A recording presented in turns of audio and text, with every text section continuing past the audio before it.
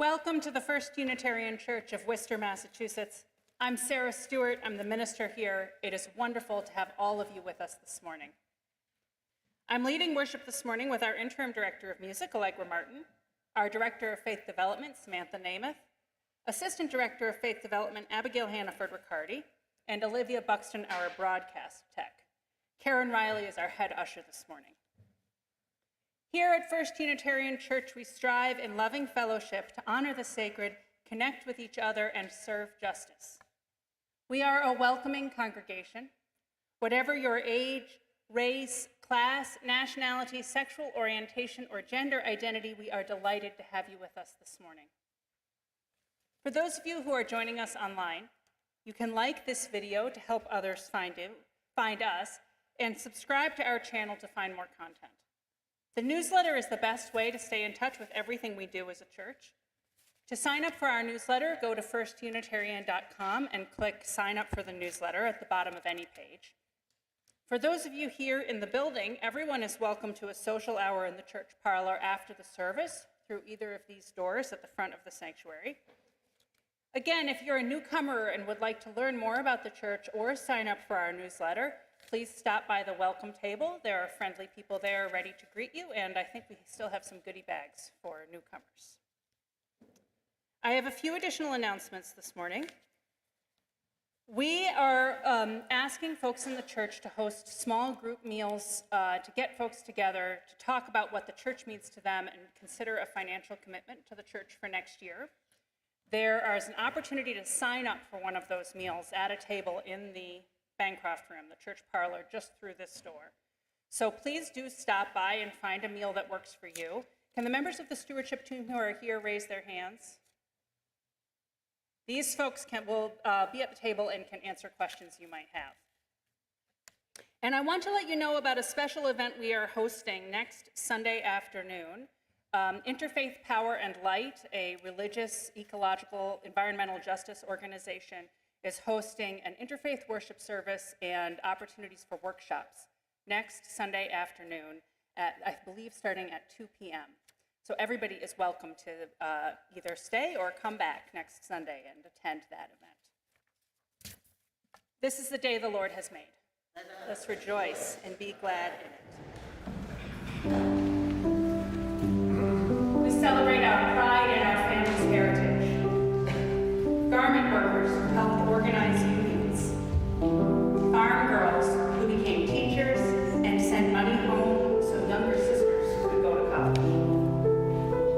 People who exceeded the limits of their education. Parents who broke the cycle of abuse.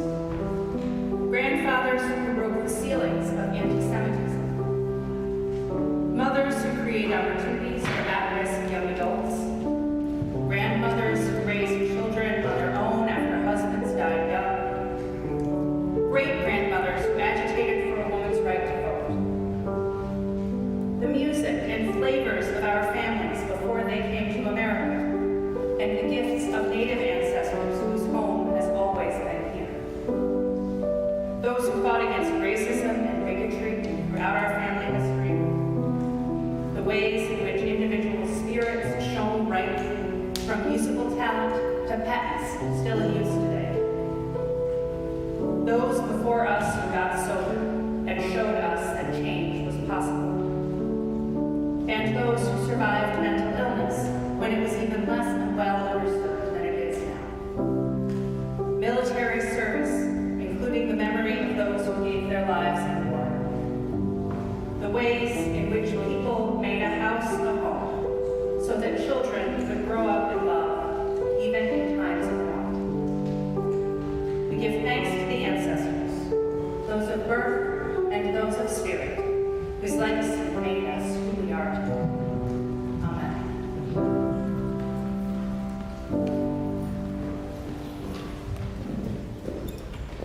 Harrison will light our chalice this morning.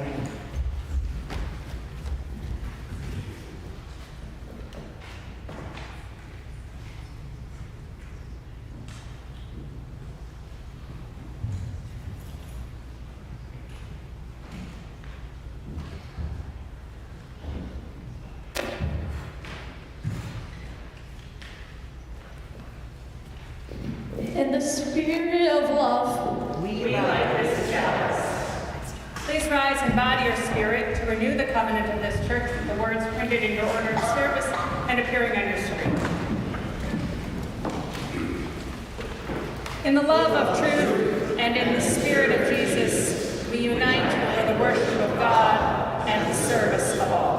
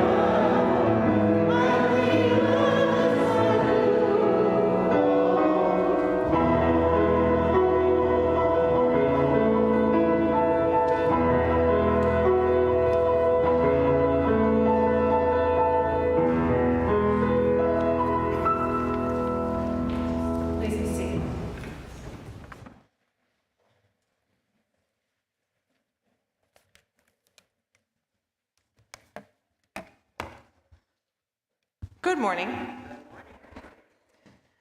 Today's Time for All Ages is from an Indigenous voice that tells the tale of coming together to stand up for what they believe in and what is right. This is a story written in response to the Dakota Access Pipeline protests. It is called We Are Water Protectors by Carole Lindstrom. Water is the first medicine, Nokomis told me. We come from water. It nourished us inside our mother's body as it nourishes us here on Mother Earth. Water is sacred, she said. We stand with our songs and our dreams. We are still here. The river's rhythm runs through my veins, runs through my people's veins. My people talk of a black snake that will destroy the land. boil the water, poison the plants and animals, and wreck everything in its path. When my people first spoke of the black snake, they foretold it wouldn't come for many, many years. Now the black snake is here. Its venom burns the land, courses through the water, making it difficult to drink. Take courage. I must keep the black snake away from my village's water. I must rally my people together to stand for the water, to stand for the land, to stand as one against the black snake. We stand with our songs and our dreams. We are still here. It will not be easy. We fight for those who cannot fight for themselves, the winged ones,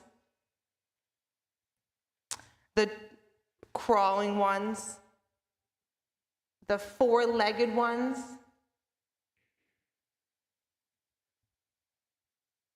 the two-legged ones, and the plants, trees, rivers, and lakes.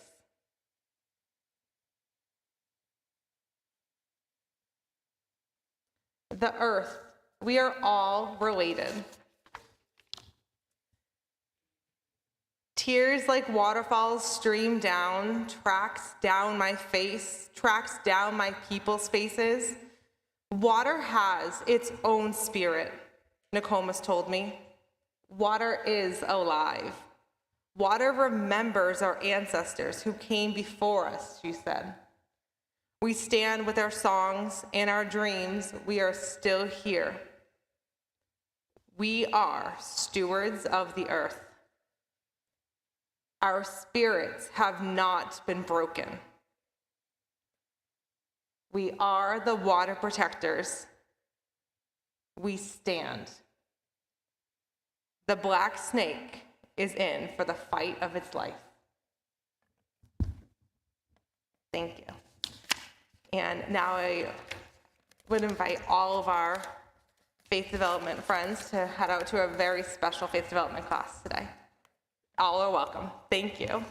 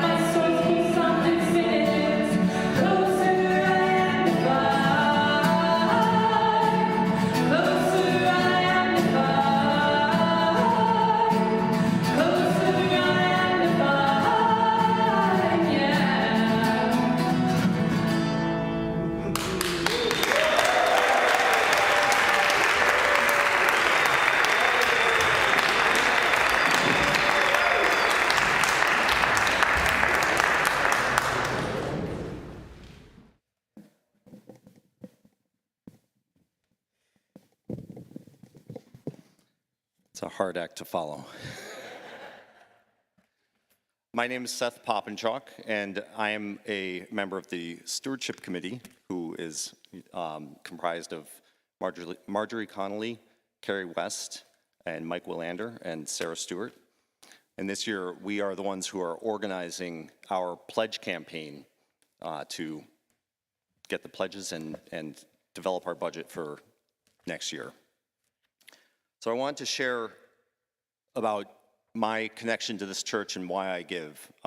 My history here starts in 2009 when my wife and I decided it was time for us to join a church in our community.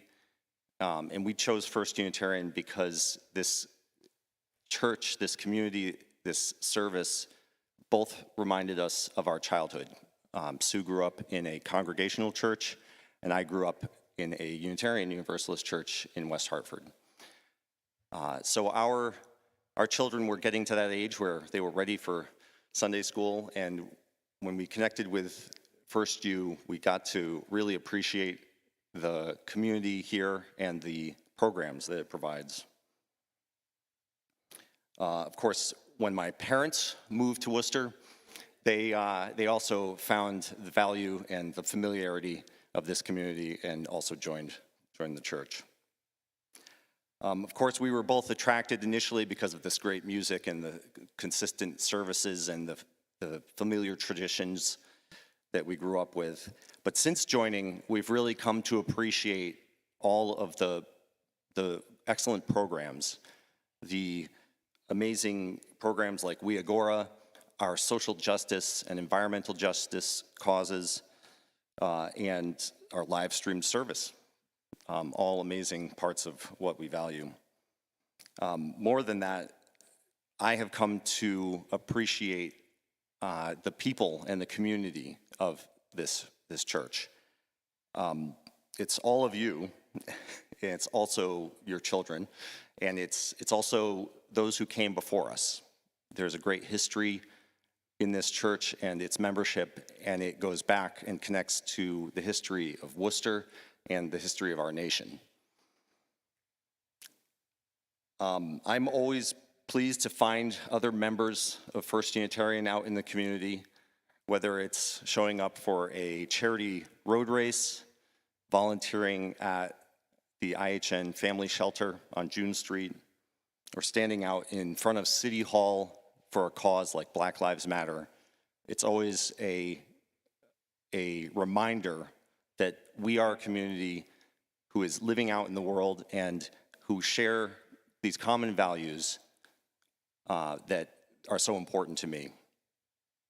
Every year I am proud to make my pledge to First Unitarian as a way to affirm my commitment to this community and to the values that we express and our mission. So during this stewardship campaign this year, I hope you'll join the small group dinners, small group meals, join us, connect with each other, reconnect with what it is that brings you to First Unitarian and what you get and the value that you find here. And I hope you will pledge generously. Thank you.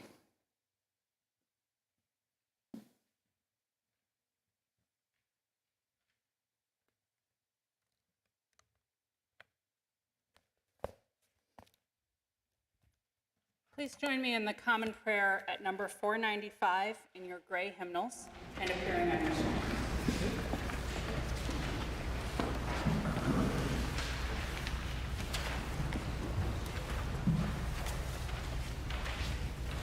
Hear me, four quarters of the world, a relative I am. Give me the strength to walk the soft earth. Give me the eyes to see and the strength to understand. Look upon these faces of children without number, that they may face the winds and walk the good road to the day of quiet. This is my prayer. Hear me. Please continue your own thoughts and prayers in silence.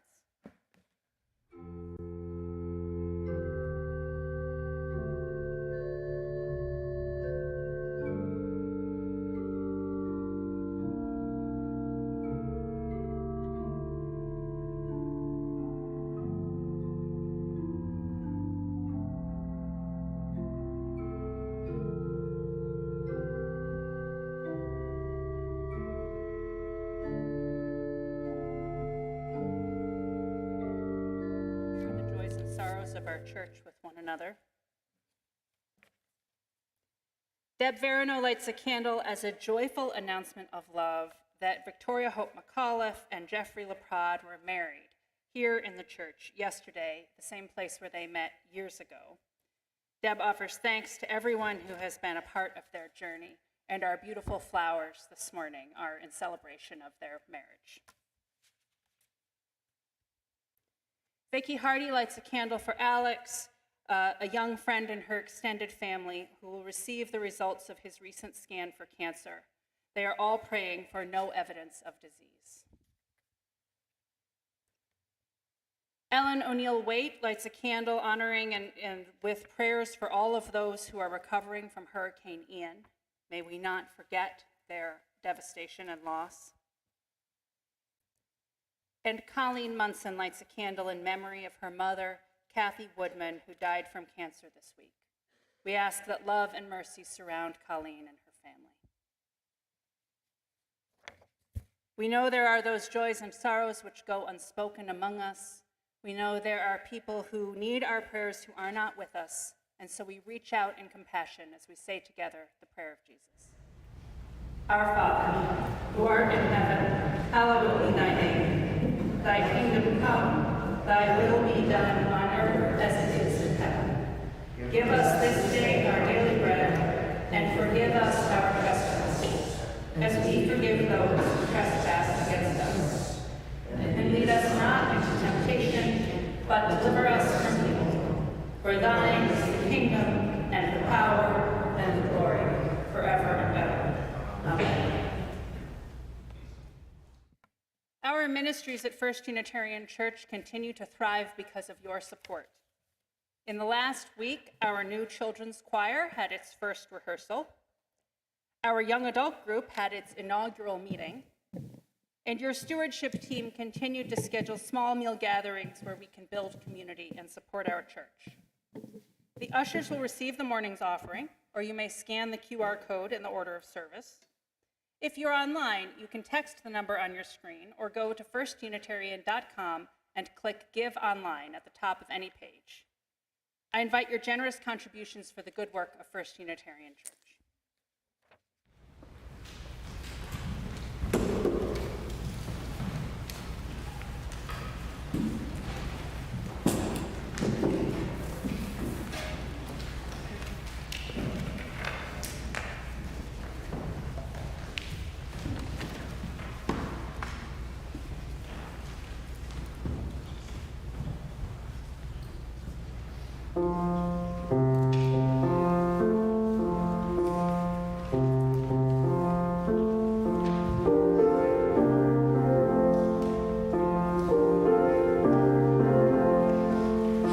Listen more often to things than to beings.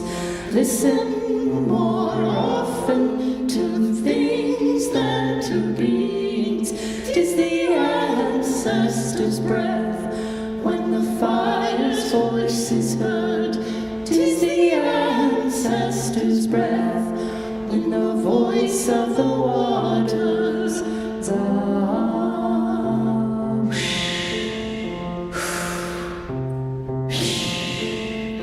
those who have died have never, never left. The dead are not under the earth. They are in the rustling trees. They are in the groaning woods.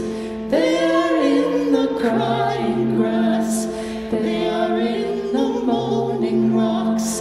The dead are not under the earth. So listen more often to things than to beings. Listen more often to things than to beings. 'Tis the ancestors' breath when the fire's voice is heard. 'Tis the ancestors' breath in the voice of the waters. Zah.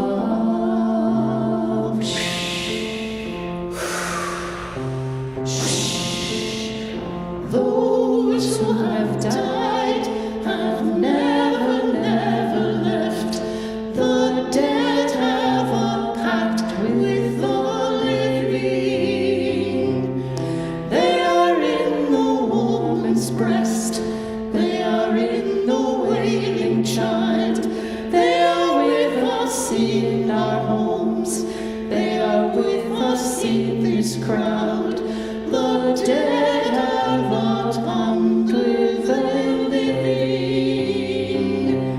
So listen more often to things than to beings. Listen more often to things than to beings. 'Tis the ancestors' breath when the fire's voice is heard. 'Tis the ancestors' breath in the voice of the waters.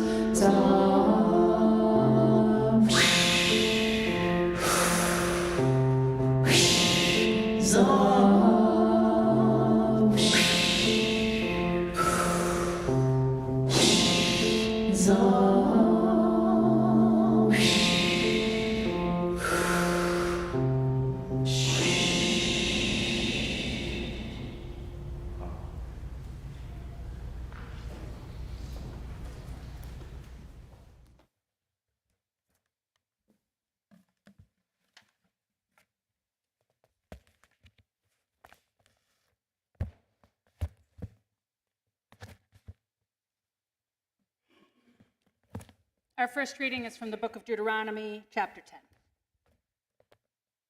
So now, O Israel, what does the Lord your God require of you? Only to fear the Lord your God, to walk in all his ways, to love him, to serve the Lord your God with all your heart and with all your soul, and to keep the commandments of the Lord your God and his decrees that I am commanding you today for your own well-being. Although heaven and the heaven of heavens belong to the Lord your God, the earth with all that is in it, yet the Lord set his heart in love on your ancestors alone and chose you, their descendants after them, out of all the peoples, as it is today. Therefore, cut away the hardness around your heart and do not be stubborn any longer. For the Lord your God is God of gods and Lord of lords, the great God, mighty and awesome, who is not partial and takes no bribe, who executes justice for the orphan and the widow, and who loves the strangers, providing them food and clothing. You shall also love the stranger, for you were strangers in the land of Egypt. You shall fear the Lord your God.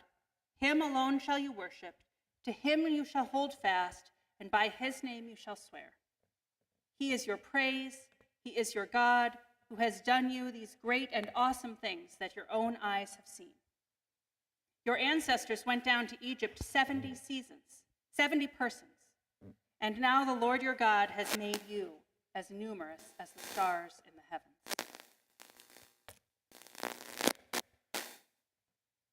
We are going to be trying something different from time to time this year to learn some hymns that we don't know as well in our hymnals.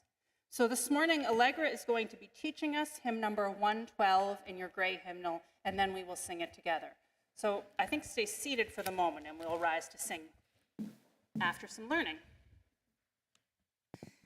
So 112, Do You Hear, while you are flipping your pages, is from Union Harmony, so shape note tune.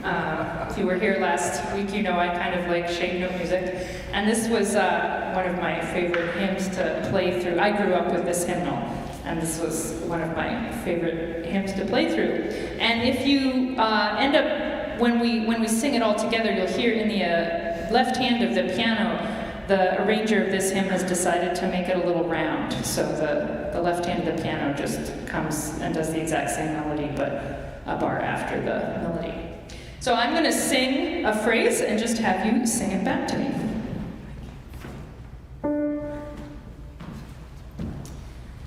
Do you hear, oh my friend?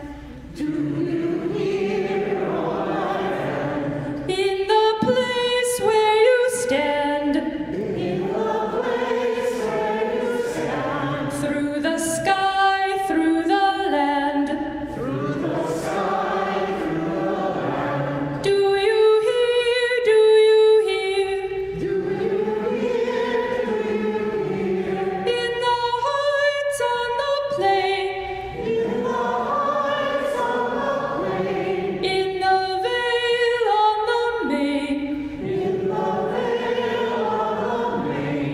In the sun, in the rain. In the sun, in the rain. Do you hear? Do you hear? Do you hear? Do you hear? You got it. Let's try it with the piano.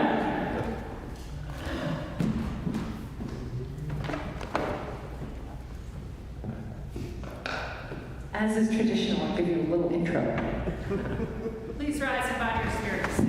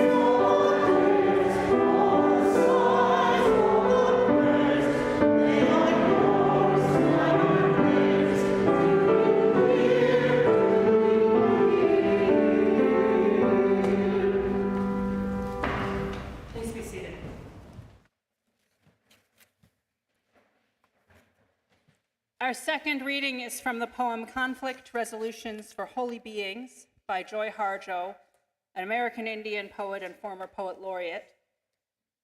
She begins with a quote from Norman Patrick Brown of the Dene people, "I am the holy being of my mother's prayer and my father's song." Number one, set conflict resolution ground rules.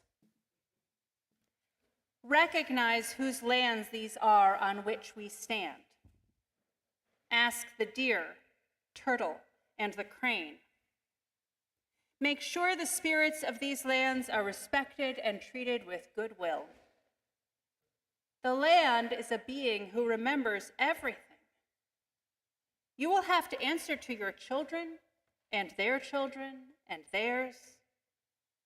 The red shimmer of remembering will compel you up in the night to walk the perimeter of truth for understanding.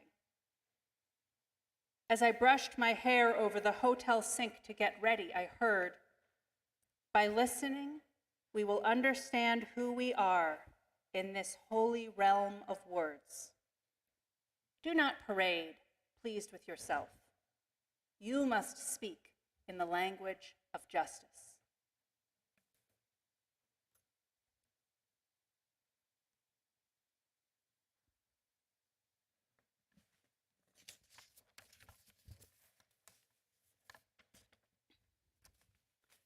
When I was growing up in a Unitarian Universalist church, we had a Sunday school curriculum called Holidays and Holy Days. For children younger than I was when my family found the Unitarian Church, it was a way of teaching elementary age children about the celebrations of different religions from around the world through the celebrations of those religions, sharing the holidays and holy days with the children. I do think that that's an apt name for the curriculum because holidays and holy days are two slightly different things. When I think about holy days, I think about Sukkot, which is the harvest festival in Judaism. I believe that our children are building a sukkah today to learn about this festival. Or Christmas in the Christian tradition, and especially here in this church, the way we celebrate Christmas as a holy day with this sanctuary filled with candlelight and the beautiful sounds of our choir singing. But a holiday doesn't have to be exactly that sacred. I don't have any special plans for tomorrow's holiday, for instance. If it's a good day, I'll sleep in the morning, clean out the attic with my husband, and see friends in the evening. In other words, just a day off, no special sacred celebrations. But suppose we were taking tomorrow's holiday more seriously. What would we be celebrating and remembering? The holiday is in honor of Christopher Columbus. It was established as a federal holiday in 1971. That's one person we could remember. But we could also remember the Carib people who were effectively wiped off the face of the earth as a result of Columbus's landing on the island of Hispaniola, and countless other American Indians who have been displaced, sickened, enslaved, and murdered by colonizing Europeans. Both of these voices clamor for our attention. So whose voice will we hear? This is a live question right now. You may not care very much about Columbus Day one way or the other, but in American schools right now, this question of how we teach history and whose voice we listen to in that teaching is a very live question. Because history is being weaponized right now in America's classrooms. There's a lot of anxiety that we need to teach kids the correct history and protect them from history that might complicate their understanding of their own identity. This worry and anxiety that children need to learn the correct history misses the fact that history is never one thing.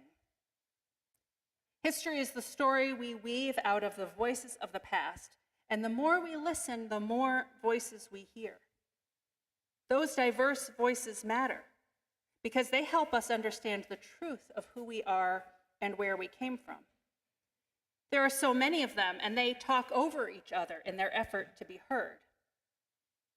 As a nation and as individuals, we need to listen to the multitude of voices from the past. It is in listening and understanding that we know who we are and what kind of voice we want our own legacy to be. So the reason that we have Columbus Day is because of Italian-American pride. I myself am 1/4 Italian, and I feel a lot of pride in that heritage, especially in the recipes handed down on that side of the family, and the togetherness on that side of the family, which many families experience, but which we attribute to being Italian.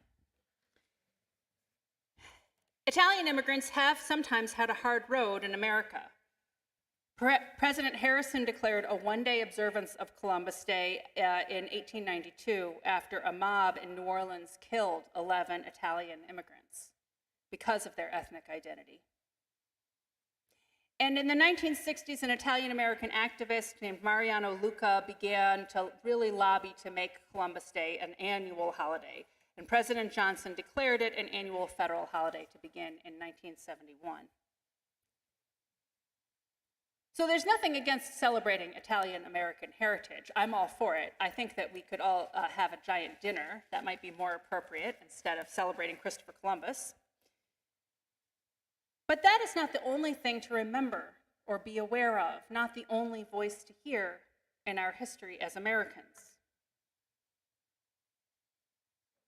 Just 2 years before that hateful killing of Italian Americans in New Orleans, the American Indian leader Sitting Bull was killed in what is now South Dakota. He had fought at the Battle of Little Bighorn. He had worked as an entertainer. But he left that entertainment job and came back to the United States from Canada, and the Indian Agency thought that he might join an Indian civil rights movement.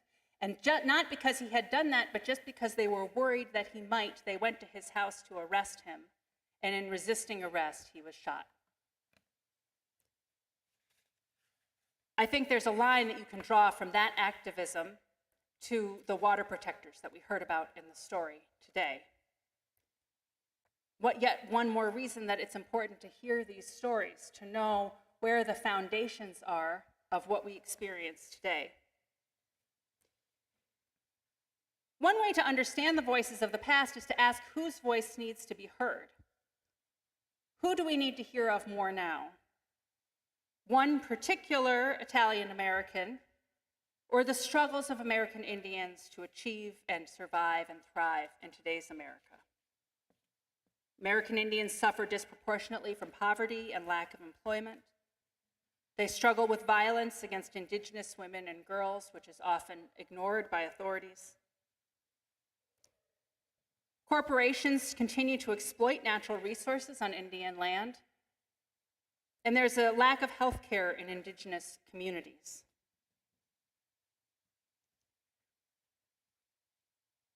We must remember the past so that we can today build a nation for all people. Remember when we have been on the outside so that we welcome those who are on the outside now. Remember those nations who were here before our ancestors and who were displaced in that transition. Now, for me, this is decisive. I need to hear and understand more Native voices because those voices have been suppressed. And I have been taught so much about Christopher Columbus just from being a school child in America that his legacy will survive even if he loses his federal holiday. On the other hand, opportunities to hear those American Indian voices enrich my understanding of who I am and what my identity as an American is. I was privileged to see an exhibit of contemporary American Indian art this summer at the Field Museum in Chicago. And so, for instance, there I got to hear the music of Frank Wan, a Lakota man who combines traditional flute music and hip hop, and is one of the best-known hip-hop artists, American Indian hip-hop artists today. And I saw videos and examples of women passing on traditional basket weaving techniques, growing the reeds and grasses that they needed to make the baskets, and then teaching new generations to make it and creating beautiful baskets out of these reeds. These are the voices that I need to hear from the past and amplify in my work. History is not something that only happens to nations and that we read about in books. History is happening all the time, happening to us in our personal lives. History collects itself in institutions, everything from a family to a textbook to a church to a holiday. And it tends to be a loud voice that says we have always done it this way. This is the right way. This is the only way. For us to know who we are and live according to our values, we need to decide which voices of the past we will honor and which we will let go. And to know this difference, to understand who we are, we need to hear all those voices of the past and trust that we'll survive the learning. For those of you who don't know, I post a Facebook question on Thursday mornings, an open-ended question that connects to the theme of the service, and I invite reflections from anybody who comes across the question. It's a public question, so you don't even have to be my friend on Facebook. And then I take the answers I get and I weave them together into my call to worship on Sunday mornings. And so this week's question was, what's a piece of your family heritage that you're proud of? And I got all those wonderful answers that we heard this morning about people who made their own way educationally and then helped younger siblings come along too, and women who raised their families after husbands had died, people who fought against bigotry, people who helped unionize their workplaces, people who hold patents in tire manufacturing, and recipes that have been handed down through the generations, and countering anti-Semitism in the workplace. Wonderful stories. But every single one of us here has some story in our family history that we don't take that same pride in. This is a universal human experience. And sometimes that feels shameful to have those family secrets, but every family struggles with a heritage that they don't want to carry into the future. Alcoholism, abuse, bigotry, violence, hard times. Something I have seen as a pastor is that when there's a secret in a family, a secret that doesn't get told, doesn't get understood, doesn't get shared, it can be like a poorly set fracture in the body. It can change the shape of the whole family around it as members work to protect that secret. Families often experience a moment of upheaval and change at the time of a death, and that is sometimes because a death is a time to tell a family secret, which can be painful, like re-breaking the bone, but ultimately healing when it heals in a more whole way that supports the body. And then when it doesn't happen, when a family is unwilling to face that history, the pain just continues. Many years ago, I did a memorial service for a man who had lived many years with addiction, but in the last 6 or 8 years of his life had gotten sober.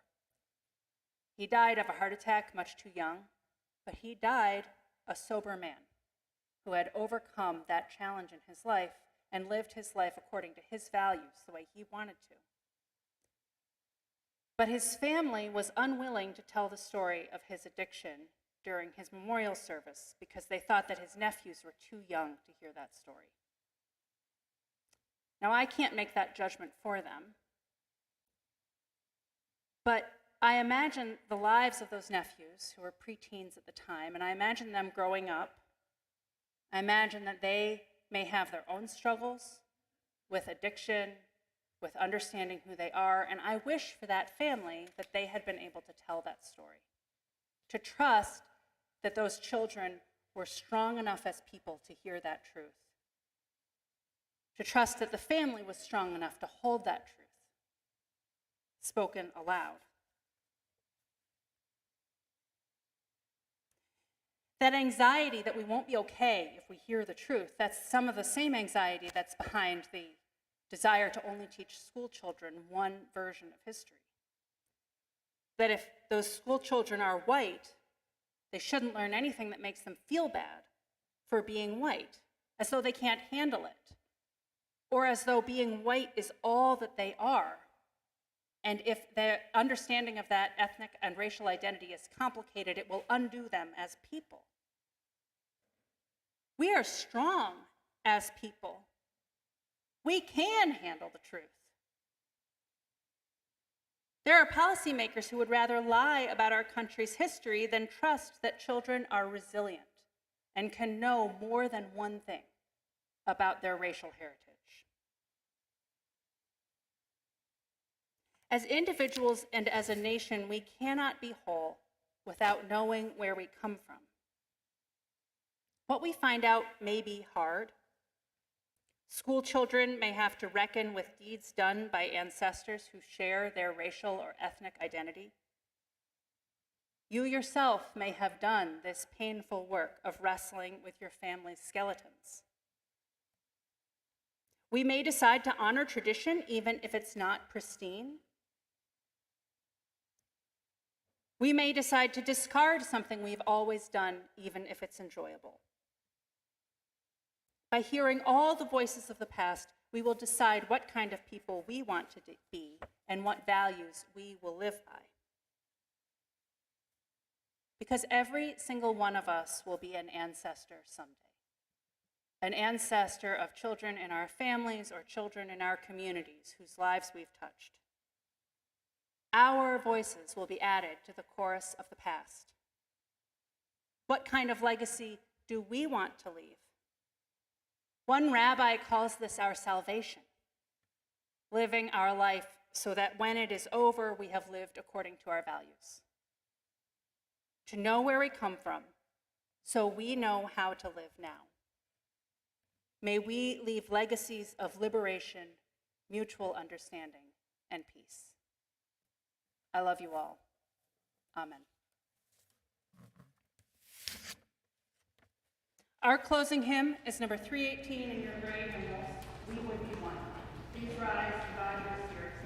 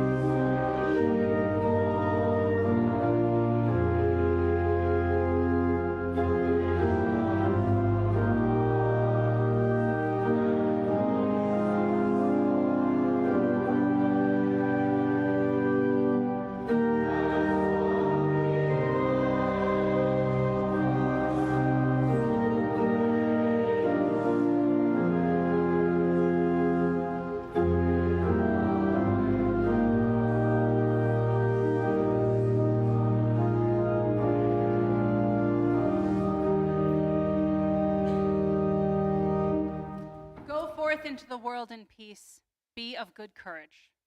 Hold fast that which is good, render to no one evil for evil. Strengthen the faint-hearted, support the weak, help the afflicted, honor everyone. Love and serve the holy, rejoicing in the power of the Spirit forever. Amen. Please be seated for the postlude.